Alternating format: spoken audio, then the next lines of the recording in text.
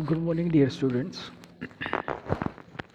In this particular video, we are going to discuss oxides of p-block elements. So, we are starting with oxides of group 15. 15 group elements form two type of oxides. One is trioxide and second is pentaoxide. Their formulas are written here. E2O3 is trioxide, E2O5 is pentaoxide. So all the trioxides जो यहाँ पे लिखे गए हैं,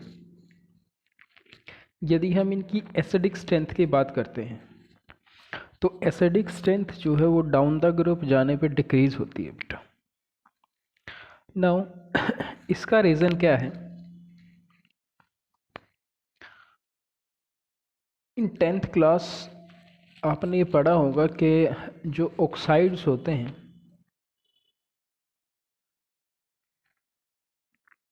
metal और non metal के, यदि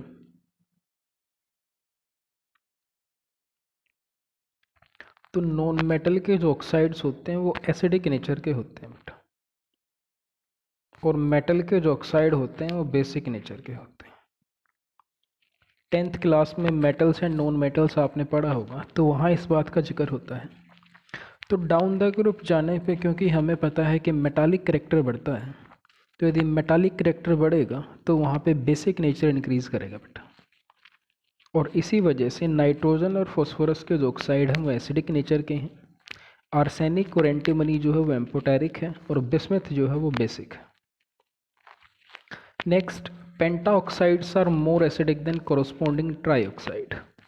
oxides की एसिडिक स्ट्रेंथ जो होती है वो डायरेक्टली प्रोपोर्शनल होती है ऑक्सीडेशन स्टेट के।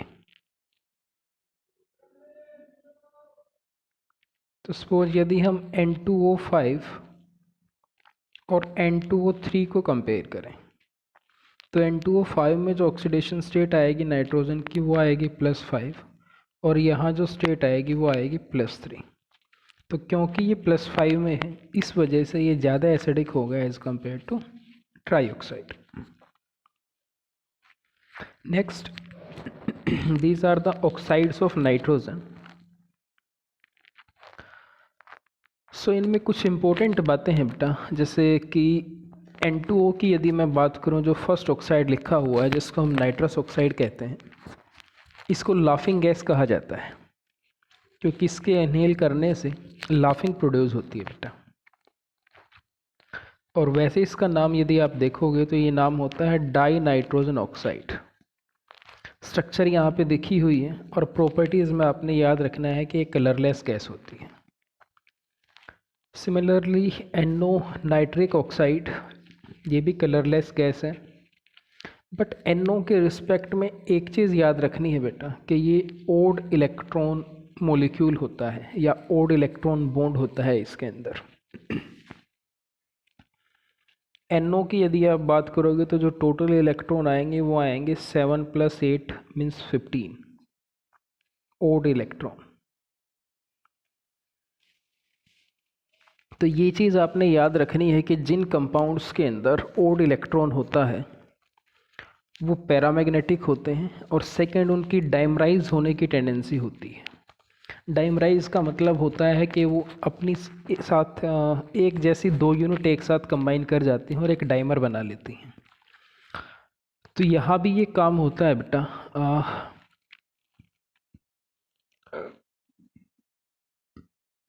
NO जो है वो डाइमराइज करता है,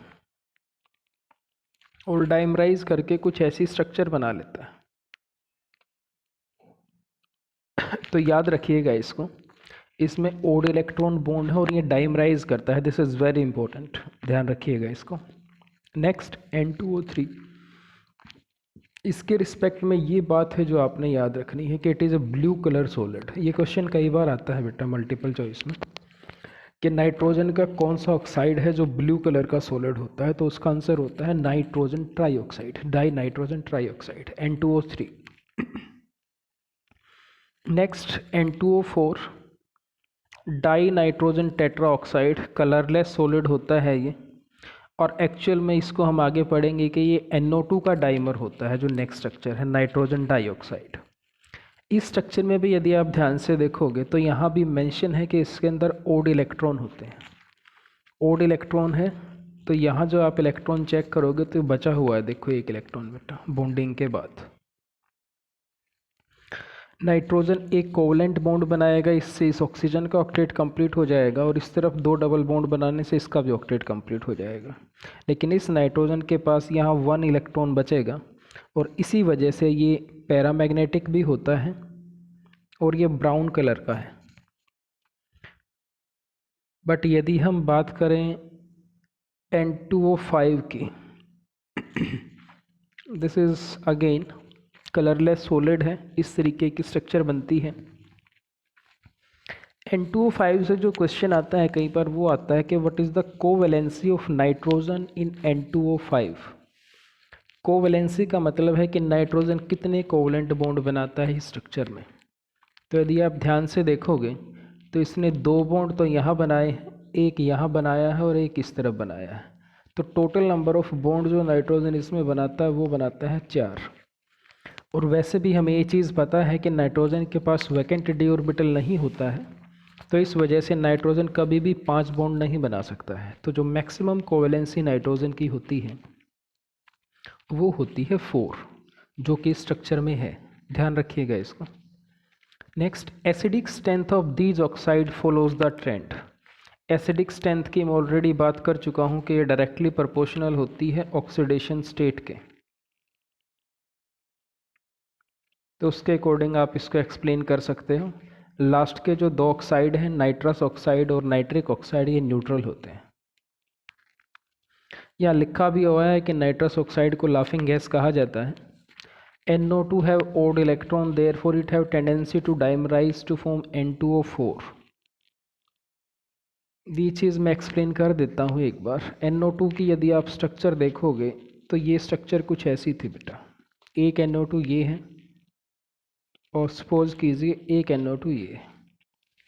अब ये क्या करते हैं, इस ओड इलेक्ट्रॉन को शेयर कर लेते हैं दोनों और कोवलेंट बॉन्ड बना लेते हैं। और इसी वजह से जब ये कोवलेंट बॉन्ड यहाँ बनता है तो फिर यहाँ पे क्या होता है, कोवलेंट बॉन्ड बन जाता है और स्ट्रक्चर चेंज हो जाती है N2O4 में। नाइट्रिक ऑक्साइड में ओड इलेक्ट्रॉन था तो ये भी डाइमराइज करता है सॉलिड और लिक्विड स्टेट के अंदर, ये चीज़ इंपॉर्टेंट है। गैसियस स्टेट में ये उसी यूनिट में रहता है जो हमने पीछे डिस्कस की थी, बट लिक्विड और सॉलिड में ये डाइमर फॉर्म में एग्जिस्ट करता है। Now this is very important. Solid N2O5, यहाँ जो है वो गैस है N2O5, लेकिन यदि आप सॉलिड स्टेट में इसको देखते हो तो ये एक आयनिक कंपाउंड की फॉर्म में एग्जिस्ट करता है। और आयनिक कंपाउंड की फॉर्म में ये जो कंसिस्ट करता है ये करता है NO2 positive and NO3 negative. तो ये हमें पता है नाइट्रेट होता है और NO2 पॉजिटिव को हम कहते हैं नाइट्रोनियम आयन, नाइट्रोनियम आयन। तो इसको नाइट्रोनियम नाइट्रेट कहा जाता है, यहाँ लिखा भी हुआ है बेटा, ये ध्यान रखिएगा। और ये जो रिएजेंट है NO2 पॉजिटिव, ये नाइट्रेशन के काम आता है ऑर्गेनिक केमिस्ट्री में, इलेक्ट्रोफाइल होता है, ये याद रखिएगा इसको। 11th में भी हमने की थी रिएक्शन नाइट्रेशन, 5 ESR की थी, तो उनमें से एक नाइट्रेशन थी। और उस नाइट्रेशन में जो इलेक्ट्रोफाइल यूज़ होता है वो NO2 पॉजिटिव ही होता है, जिसको नाइट्रोनियम आयन कहा जाता है। Last, in case of nitric oxide, देखो नाइट्रिक ऑक्साइड की जो हमने बात की थी उसके केस में ये कलरलेस था बेटा। देखो नाइट्रिक ऑक्साइड, यदि मैं यहाँ बात करता हूँ तो ये चीज़ याद रखिएगा कि जिनके अंदर ओड इलेक्ट्रॉन्स होते हैं वो यूजुअली पैरामैग्नेटिक होते हैं, कलर्ड होते हैं और डाइमर बनाने की टेंडेंसी रखते हैं। ये 3 चीज़ें बहुत इंपॉर्टेंट हैं ओड इलेक्ट्रॉन के लिए। पैरामैग्नेटिक होंगे, डाइमर बनाएंगे और कलर्ड होते हैं। बट यदि आप NO2 की बात करते हो, सॉरी NO की बात करो नाइट्रिक ऑक्साइड की, तो ये जो होता है ये कलरलेस होता है बेटा। और ये कलरलेस इस वजह से है कि यहाँ जो ट्रांजिशन होती है, और इसको आप ठीक कर लीजिएगा, ये सिग्मा 2p है, pi star 2p to sigma 2p, electrons की जो एक्साइटेशन होती है वो फॉरबिडन होती है। फॉरबिडन का मतलब है कि यहाँ ये ट्रांजिशन नहीं हो पाती है किसी वजह से, और जब ये ट्रांजिशन नहीं होगी तो इलेक्ट्रॉन जो है एक्साइटेड स्टेट में नहीं जाएंगे, तो इस वजह से ये कलर्ड नहीं होता है बेटा। किसी भी कंपाउंड का जो कलर्ड आता है वो ट्रांजिशंस की वजह से ही आता है। जैसे हमने पढ़ा था कि हेलोजन्स कलर्ड होते हैं, तो वहाँ ग्राउंड स्टेट से एक्साइटेड स्टेट पे इलेक्ट्रॉन गए थे और फिर एक्साइटेड से वापस ग्राउंड स्टेट पे आए थे, तो जब वो वापस आए थे तो विजिबल स्पेक्ट्रम में वो चीज़ लाई करती थी और इसी वजह से वो कलर्ड थे। बट अभी के लिए सिर्फ आपने ये चीज़ याद रखनी है कि ये जो ट्रांजिशन हुई है pi star to sigma 2p, ये आपकी कैसी होती है, फॉरबिडन। दो तरीके की ट्रांजिशंस होती हैं बेटा, एक होती है अलाउडेड, अलाउडेड मीन्स जो होंगी, और एक होती है फॉरबिडन। तो ये जो ट्रांजिशन है वो फॉरबिडन है। ये आप हायर क्लासेस में पढ़ोगे कि किसी भी ट्रांजिशन को हम अलाउडेड कब कहेंगे और फॉरबिडन कब कहेंगे। बट अभी के लिए ये चीज़ आपने याद रखनी है कि नाइट्रिक ऑक्साइड ओड इलेक्ट्रॉन रखता है, बट ये कलरलेस होता है क्योंकि यहाँ पे ये जो ट्रांजिशन है वो हो नहीं पाती है।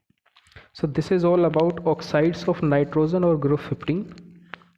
Now we are going to oxides of group 16.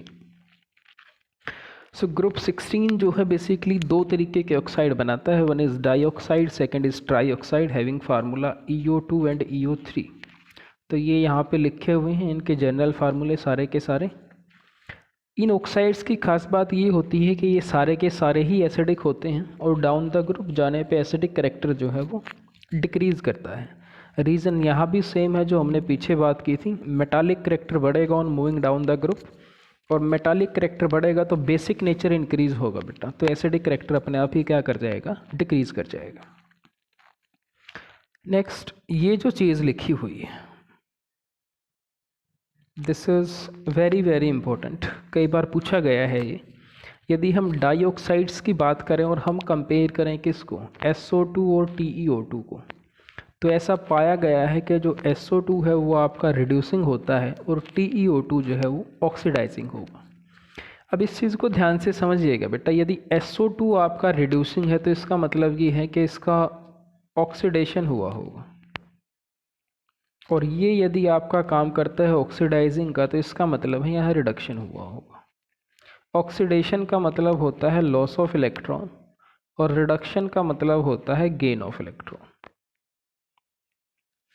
अब सल्फर और Te को यदि आप कंपेयर करोगे तो PO तो हमें पता है रेडियो एक्टिव होता है, तो इस फैमिली में इनर्ट पेयर इफेक्ट ऑपरेट करता है बेटा। तो जो इनकी ऑक्सीडेशन स्टेट होती है वो होती है +6, और Te के केस में जो ज़्यादा स्टेबल ऑक्सीडेशन स्टेट होती है वो होती है +4।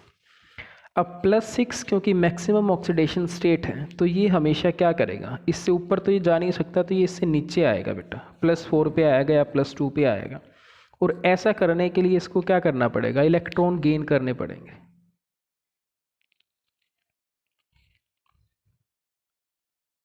Sorry, just a minute, SO2 की ऑक्सीडेशन स्टेट जो है यहाँ +4 है, बट सल्फ़र जो है +6 शो करता है, और TeO2 जो है वो शो करता है +4, ज़्यादा stable due to inert pair effect.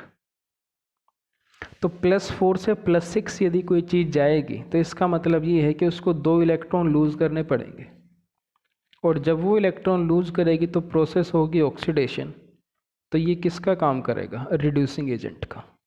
लेकिन TeO2, इसको ध्यान से देखो, यहाँ +4 ऑक्सीडेशन स्टेट है और इनर्ट पेयर इफेक्ट की वजह से +4 ही इसकी ज़्यादा स्टेबल होती है, तो ये +6 में तो जा नहीं सकता क्योंकि वो वैसे भी अनस्टेबल है।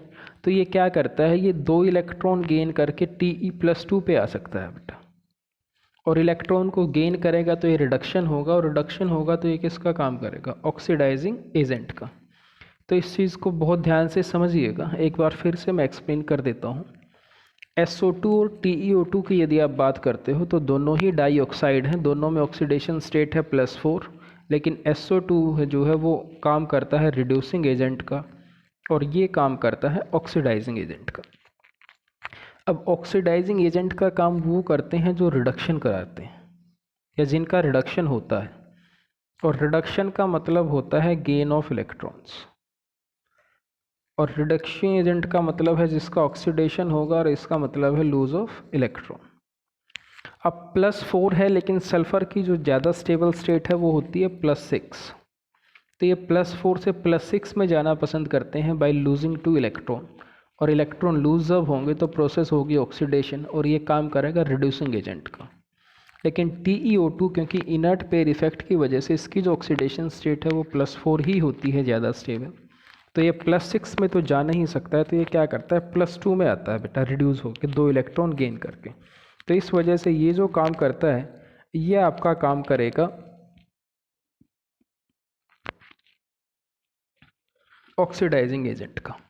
चलिए next, structure of SO2।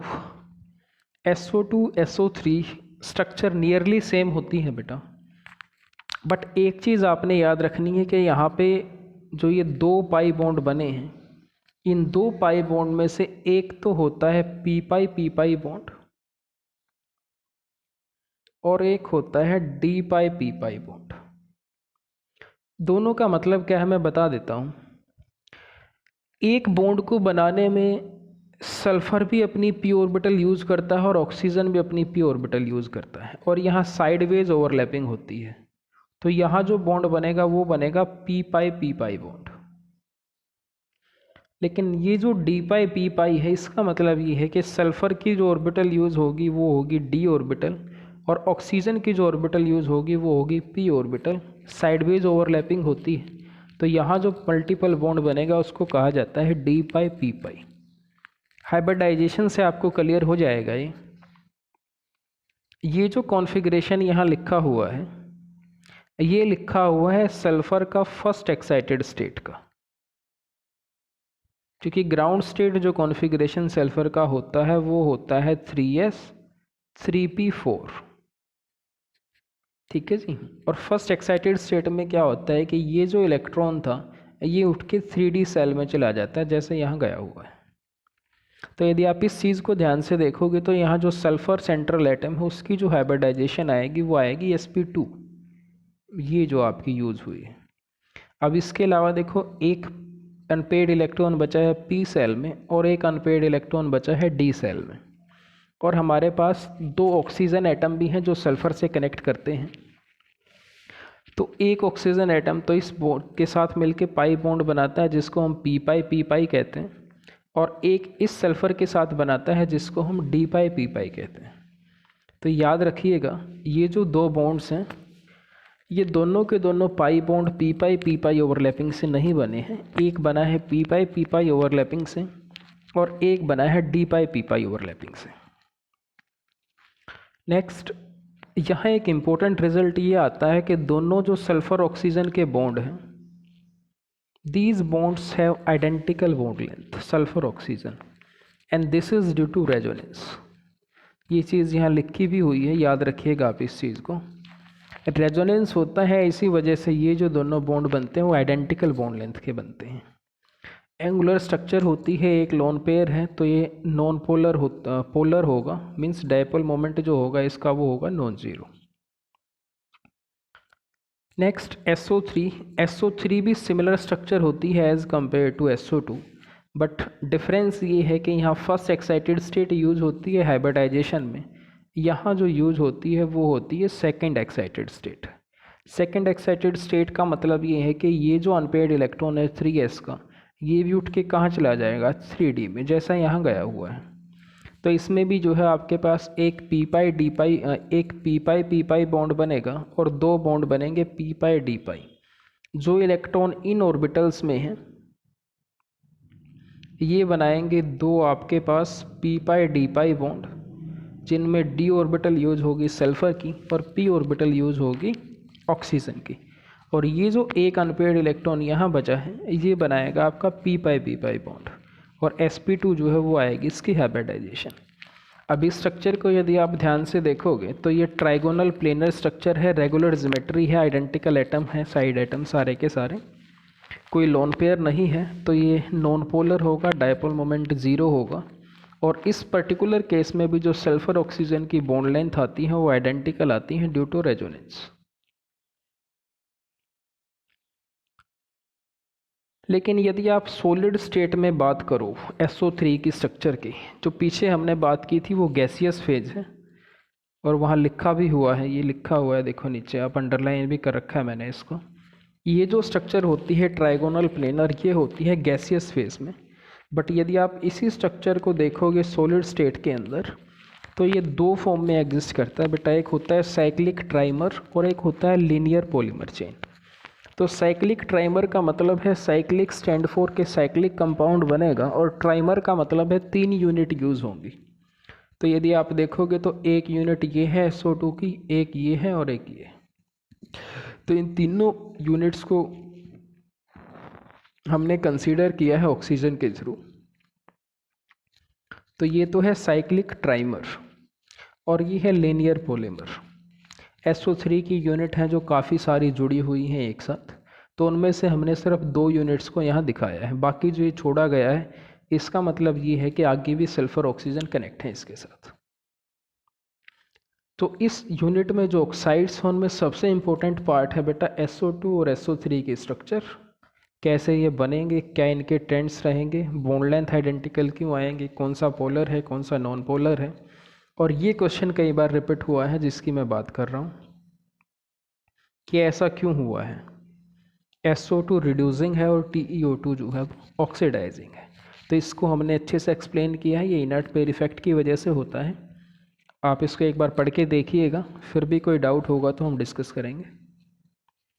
Next हम मूव करते हैं ऑक्साइड्स ऑफ ग्रुप 17। ग्रुप 17 के जो ऑक्साइड्स बनते हैं वो बहुत ज़्यादा स्टेबल नहीं होते हैं बेटा, लेकिन इनमें कुछ ऑक्साइड्स हैं जिनको हमने लिखा हुआ है, जैसे फ्लोरीन है जो 2 ऑक्साइड्स बनाता है, एक बनाता है OF2 और एक बनाता है O2F2। सबसे पहला क्वेश्चन यही आता है कि इनको हम फ्लोरीन ऑक्साइड नहीं कहते हैं, इनको कहा जाता है ऑक्सोफ्लोराइड्स। ये क्वेश्चन कई बार पूछा जा चुका है, why these compounds are known as oxofluorides rather than fluorine oxide. तो आप ये चीज़ याद रखिएगा, जिस एटम की इलेक्ट्रोनेगेटिविटी ज़्यादा होती है हमेशा अनायनिक पार्ट जो होता है वो उसी के रिस्पेक्ट में लिखा जाता है। तो फ्लोरीन क्योंकि ज़्यादा इलेक्ट्रोनेगेटिव है तो फ्लोराइड ही लिखा जाएगा, इनको ऑक्साइड कभी भी नहीं लिखा जाएगा।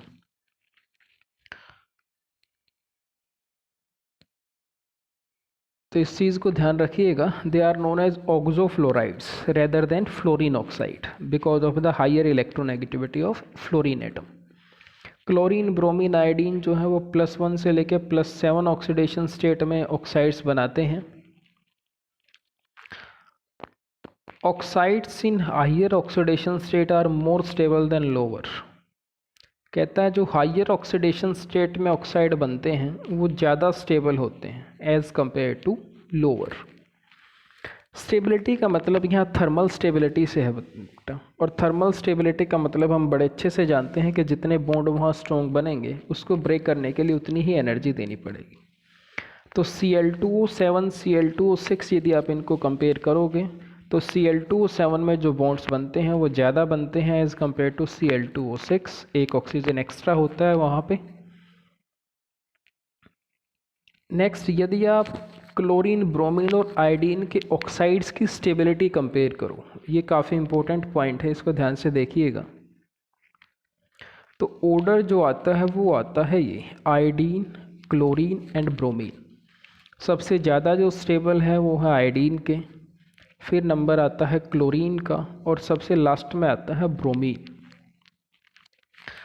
इस चीज़ को एक्सप्लेन किया जाता है बेटा 2 फैक्टर्स के अकॉर्डिंग। वैसे तो इसमें हमने दोनों ही कंसीडर किए हैं, काइनेटिक भी और थर्मोडायनेमिक भी, बट उन दोनों का जो रिजल्टेंट है उसको हमने यहाँ लिखा हुआ है कि आयोडीन इस वजह से ज़्यादा स्टेबल ऑक्साइड्स बनाता है कि यहाँ आयोडीन ऑक्सीजन का जो बॉन्ड होता है वो ज़्यादा स्टेबल होता है due to more polarity. Polarity आपको पता है, इसको हम डिस्कस कर चुके हैं पीछे वाले लेक्चर में। ये डायरेक्टली प्रोपोर्शनल होती है इलेक्ट्रोनेगेटिविटी डिफरेंस के। तो जितनी ज़्यादा इलेक्ट्रोनेगेटिविटी डिफरेंस होगी उतना ही कोई बॉन्ड ज़्यादा पोलर होता है। तो आयोडीन क्योंकि इस पर्टिकुलर ग्रुप में लिस्ट इलेक्ट्रोनेगेटिव है, तो आयोडीन और ऑक्सीजन का जब आप डिफरेंस करोगे इलेक्ट्रोनेगेटिविटी डिफरेंस, तो वो सबसे ज़्यादा आएगा। तो इस वजह से ये ज़्यादा पोलर है तो स्टेबल बॉन्ड बनता है यहाँ पे बेटा, एक चीज़ तो है ये। दूसरी बात आती है कि क्लोरीन ज़्यादा स्टेबल क्यों है। क्लोरीन ज़्यादा स्टेबल इसलिए होता है कि क्लोरीन जो है वो d pi p pi bond बनाता है बेटा। Stable due to multiple bond formation between d orbital of chlorine, means यहाँ d pi p pi bond बनता है। अब बात आती है ब्रोमीन के केस में। ब्रोमीन इन दोनों फैक्टर्स में इंटरमीडिएट होता है बेटा, मीन्स ब्रोमीन के केस में इलेक्ट्रोनेगेटिविटी डिफरेंस जो आता है नो डाउट वो क्लोरीन से ज़्यादा आएगा, बट ब्रोमीन के पास D pi p pi bond बनाने की जो टेंडेंसी है वो बहुत पुअर होती है एज़ कम्पेयर टू क्लोरीन, क्योंकि ब्रोमीन का जो साइज़ होता है वो ज़्यादा होता है। तो ज़्यादा साइज़ होने की वजह से जो ओवरलैपिंग होगी वो पुअर होगी इस पर्टिकुलर केस में। तो ये चीज़ याद रखिएगा, ये एग्जाम्पल पे लिया हुआ है। यदि हम इनके ऑक्साइड्स को कंपेयर करें तो I2O7 जो है सबसे ज़्यादा स्टेबल होगा, फिर Cl2O7 और फिर Br2O7। I2O5 आयोडीन पेंटाऑक्साइड, याद रखिएगा एक ऑक्सीडाइजिंग एजेंट का काम करता है एस्टिमेशन ऑफ कार्बन मोनोऑक्साइड में। यदि आपने कार्बन मोनोऑक्साइड को एस्टिमेट करना है किसी एनालिसिस में तो उसके लिए I2O5 का यूज़ किया जाता है, और I2O5 जो है यहाँ पे ऑक्सीडाइजिंग एजेंट का काम करेगा। ध्यान रखिएगा इस चीज़ को, 1 मार्क्स में पूछा जा सकता है ये। And last is your oxides of chlorine follows the trend acidic strength and thermal stability. तो एसिडिक स्ट्रेंथ की मैं ऑलरेडी बात कर चुका हूँ कि एसिडिक स्ट्रेंथ जो होती है वो डायरेक्टली प्रोपोर्शनल होगी oxidation state of central atom के, यदि एक ही सेंट्रल एटम है सब में तो यदि आप यहाँ चेक करोगे तो Cl2O7 में जो ऑक्सीडेशन स्टेट आएगी वो आएगी +7, इसमें आएगी आपकी +6 और इसमें आएगी आपकी ClO2 +4 और ये आएगी आपकी +1। Thermal stability no doubt bond strength पे डिपेंड करेगी, और बॉन्ड स्ट्रेंथ का ऑर्डर भी यही आएगा जो हमने अभी किया है। So this is all about oxides of group 15, 16th and 17th। तो इनको एक बार आप ध्यान से कीजिएगा। जो इम्पोर्टेंट पार्ट है वो मैं जनरली एक बार हाईलाइट कर देता हूँ। एक ये कई बार पूछा जाता है कि ज़्यादा स्टेबिलिटी किस वजह से होती है। सेकंड, फ्लोरीन के जो ऑक्साइड्स बनते हैं इनको हम फ्लोरीन ऑक्साइड नहीं कहते हैं, ऑक्सोफ्लोराइड कहते हैं, ये क्यों है। 16th ग्रुप में मैं ऑलरेडी बता चुका हूँ कि ये जो पार्ट है इनकी स्ट्रक्चर बेसिस पे ये बहुत इम्पोर्टेंट है। और 15th ग्रुप की यदि मैं बात करता हूँ तो 15th ग्रुप में ये जो पॉइंट बेटा यहाँ लिखे गए हैं सारे के सारे ही बहुत इम्पोर्टेंट हैं। ये किस फॉर्म में कैसे ये एग्जिस्ट करेंगे और क्यों करते हैं, और ये स्ट्रक्चर्स पूछी जाती हैं। इनमें ओड इलेक्ट्रॉन का हमें ध्यान रखना है थोड़ा सा। 2 पर्टिकुलर केस हैं ऐसे, one is nitric oxide and second is NO2। चलिए बेटा इस वीडियो को आप ध्यान से देखिएगा, और यदि ये वीडियो आपको हेल्पफुल है, आपको समझ आ रहा है इसमें से, तो प्लीज़ आप इसको शेयर कीजिए और मेरे चैनल को सब्सक्राइब कीजिए। Thank you.